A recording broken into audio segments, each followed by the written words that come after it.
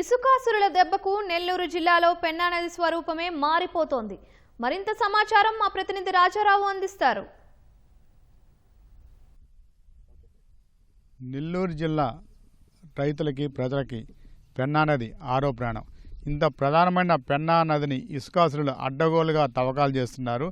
దాదాపు గత 5 సంవత్సరాల వైసీపీ ప్రభుత్వంలో ఏ విధంగా చేశారో అదేవిధంగా ఈ కూటమి ప్రభుత్వం వచ్చినా కూడా ఈ వైసీపీలో ఉన్న ఇసుకాసురులందరూ మళ్ళీ తిరిగి ఈ పార్టీలోకి రావడం, వారు ఇసుకని తవ్వేయడం అనేది జరుగుతుంది. మనం చూస్తున్న ప్రాంతం ఇది పెన్నా నది. ఈ పెన్నా నది దాదాపు సోమశిల జలాశయం నుంచి సంగం, విడవలూరు, కొడవలూరు వరకు కూడా దాదాపు 100 కిలోమీటర్లు ప్రయాణిస్తుంది.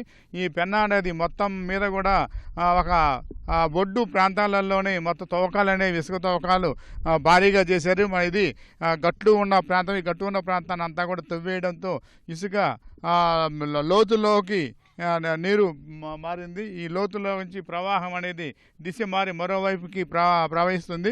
కానీ ఎప్పటికైనా కూడా వరదలు వస్తే మాత్రం ఈ ఇసుకాసురులు తీసిన ఈ పెన్నా అనేది గట్టు వద్ద నుంచి కూడా గ్రామాలకి వచ్చే ప్రమాదం అనేది ఉంది. అంటే గత 2-3 సార్లు కూడా వచ్చిన వరదల్లో పోతిరెడ్డిపాడు గ్రామాల వైపు, కోవూరు, బుచ్చిరెడ్డిపాలెం ఈ గ్రామాల వైపు ప్రవాహం వచ్చి పడింది.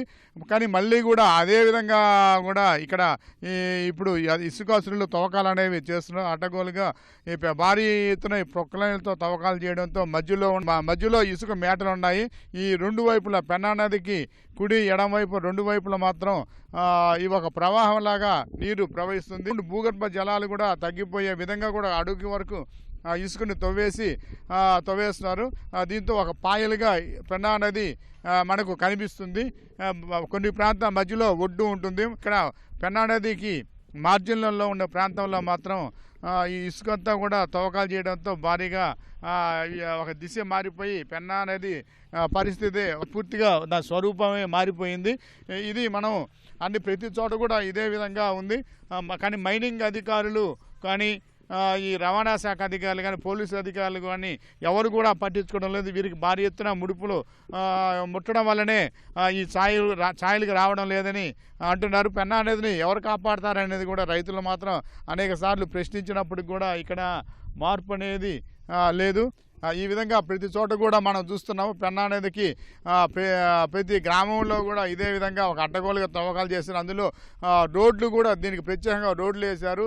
రైతులు పంటలకు వెళ్ళే రోడ్లను ధ్వంసం చేసి వారు ప్రత్యేకంగా ఇసుకకి రాకపోకలు చేయడానికి ఈ రోడ్డు వేయడం జరిగింది. కొన్ని చోట్ల వంతెనలు కూడా పంట పొలాలకు రైతులు రాకపోకలు చేసే వంతెనలు కూడా దెబ్బతిన్నాయి. ఇసుకాసురులు లారీలలో భారీగా ఇసుకను నింపుకొని రాకపోకలు చేయడం వల్లనే. కానీ ఈ గ్రామస్తులకు సంబంధించి దెబ్బతిన్న వంతెనలు బాగా చేయని పరిస్థితి ఉంది. ఇది నెల్లూరు జిల్లాలో ఉన్న పరిస్థితి. పెన్నా నది నుంచి కెమెరామన్ హరీష్ బాబుతో రాజారావు, ఈటీవీ న్యూస్.